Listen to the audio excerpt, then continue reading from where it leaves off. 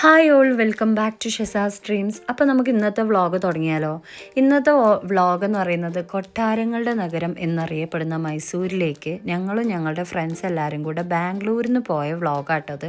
അപ്പോൾ like ചെയ്യാണ്ടും subscribe ചെയ്യാണ്ടും ഒക്കെ കാണുന്നവർ തീർച്ചയായിട്ടും നമ്മൾ ലൈക്ക് ചെയ്യണം കേട്ടോ. കാരണം കുറേ പേര് അങ്ങനെ കണ്ടു പോകുന്നുണ്ട്. അപ്പോൾ നമ്മളെ സപ്പോർട്ട് ചെയ്താലാണ് കൂടുതൽ വീഡിയോസ് ഇടാനുള്ള ഒരു പ്രചോദനം നമുക്ക് കിട്ടുക. നമ്മൾ പോകുമ്പോൾ നമ്മൾ ലേഡീസ് എല്ലാവരും കൂടെ ഒരു വണ്ടിയിലും ജെൻസ് എല്ലാവരോടും ഒരു വണ്ടിയിലും അങ്ങനെ ആട്ടോ പോയത്. അപ്പോൾ പോകുന്ന വഴിക്ക് നമ്മൾ ഇതേപോലെ ഒരു ഷോപ്പിൽ നിർത്തിയിട്ട് ഭക്ഷണം കഴിക്കാൻ വേണ്ടിയിട്ട് ഒരു ഷോപ്പിൽ നിർത്തി. ബ്രേക്ക്ഫാസ്റ്റ് കഴിച്ചിട്ടില്ലായിരുന്നു ആരും. അങ്ങനെ നമ്മളൊരു 4 ഫാമിലീസാണ് ഈ ഒരു യാത്ര പോയിക്കൊണ്ടിരിക്കുന്നത്. അപ്പോൾ ബ്രേക്ക്ഫാസ്റ്റിന് നമുക്ക് നെയ് റോസ്റ്റ് ഉണ്ടായിരുന്നു, മസാല ദോശ ഉണ്ടായിരുന്നു, ഇഡ്ഡലി ഉണ്ടായിരുന്നു. അങ്ങനെ ഓരോരുത്തരും ഓരോന്നൊക്കെ ഓർഡർ ചെയ്ത് അതൊക്കെ ഭക്ഷണമൊക്കെ കഴിച്ചു കേട്ടോ. അങ്ങനെ നമ്മളിപ്പോൾ പോയിക്കൊണ്ടിരിക്കുന്നത് മൈസൂർ പാലസിലേക്കാണ്. ഇപ്പോൾ പാലസിലേക്ക് ഏകദേശം എത്തിയിട്ടുണ്ട്. അപ്പോൾ ഇതാണ് ജയമാർത്താണ്ഡ ഗേറ്റ്.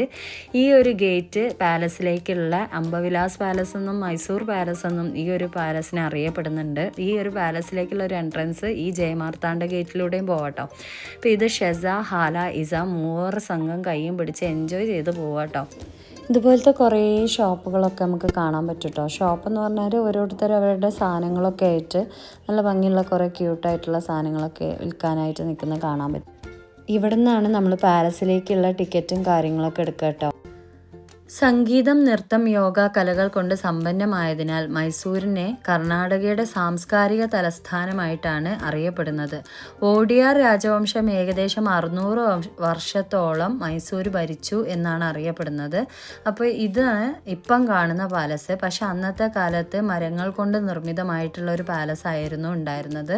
പിന്നീട് അത് നശിച്ചു പോവുകയും കത്തി നശിക്കുകയും അതിനുശേഷം ഇൻഡോ സാരസനിക് ഡിസൈനിലുള്ള ഒരു കൊട്ടാരമാക്കിയിട്ട് ഇതിനെ പുനർനിർമ്മിക്കുകയാണ് ഉള്ളത് കേട്ടോ. അപ്പോൾ ഇപ്പോൾ ഈ പാലസ് കാണാൻ അടിപൊളിയാണ് കേട്ടോ. കുറേ അധികം വിഗ്രഹങ്ങളൊക്കെ അവിടെ പോയാൽ കാണാൻ പറ്റും. അതിനർത്ഥം വോഡിയാർ രാജവംശം നല്ല വിശ്വാസികളായിരുന്നു എന്നുള്ളതാണ്. അത്യാവശ്യം കുറേ വിഗ്രഹങ്ങളുടെ ഒരു കളക്ഷൻ തന്നെ അവിടെ ഉണ്ട്. നമ്മൾ പോയത് ഒരു വീക്കെൻഡിലായതുകൊണ്ട് തന്നെ അത്യാവശ്യം നല്ല തിരക്കുണ്ടായിരുന്നു. വിദേശികളും സ്വദേശികളും ആയിട്ടുള്ള കുറേ ആളുകൾ അവിടെ വന്നിട്ടുണ്ടായിരുന്നു കേട്ടോ. ഇതിൻ്റെ ഒരു ഡിസൈനിങ് നിങ്ങൾക്ക് ശ്രദ്ധിച്ചാൽ അറിയാം. ഇതിൻ്റെ ശില്പികളുടെ ഒരു കഴിവ് എന്ത് ഭംഗിയായിട്ടാണ്, അതിമനോഹരമായിട്ടാണ് ഈ ഒരു കൊട്ടാരം നിർമ്മിച്ചിട്ടുള്ളത്. ഈ ഒരു ഹാളെന്ന് പറയുന്നത് ദർബാർ ഹാളാണ് കേട്ടോ. രാജാവ് പൊതുജനങ്ങളെ കാണുകയും രാജ്യകാര്യങ്ങൾ അന്വേഷിക്കുകയും ഒക്കെ ചെയ്തിരുന്ന റോയൽ പവർ വ്യക്തമാക്കുന്ന രീതിയിലുള്ള ഇൻറ്റീരിയർ ആണ് ആ ഒരു ഹാളിനുള്ളത്. ഈ സാധനങ്ങളൊക്കെ എന്ന് പറയുന്നത് ഈ രാജാക്കന്മാർ ഉപയോഗിച്ചിരുന്ന വസ്തുക്കളും അവർക്ക് കിട്ടിയിരുന്ന റിവാർഡ്സും കാര്യങ്ങളൊക്കെയാണ് കേട്ടോ.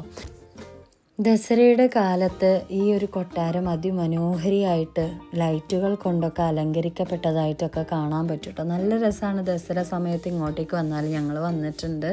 കുതിര സവാരികളും മറ്റുമൊക്കെ അവിടെ കാണാൻ പറ്റും കേട്ടോ. ദസറ സമയത്ത് വന്നാൽ ജീവിതത്തിൽ ഒരിക്കലെങ്കിലും പോകേണ്ട ഒരു സ്പോട്ട് തന്നെയാണ് കേട്ടോ. കാണേണ്ട കാഴ്ചകളും തന്നെയാണ് ഇവിടെ ഉള്ളത്. അപ്പോൾ ഓക്കെ ഗൈസ്, നെക്സ്റ്റ് വ്ളോഗിൽ കാണാം. ബൈ.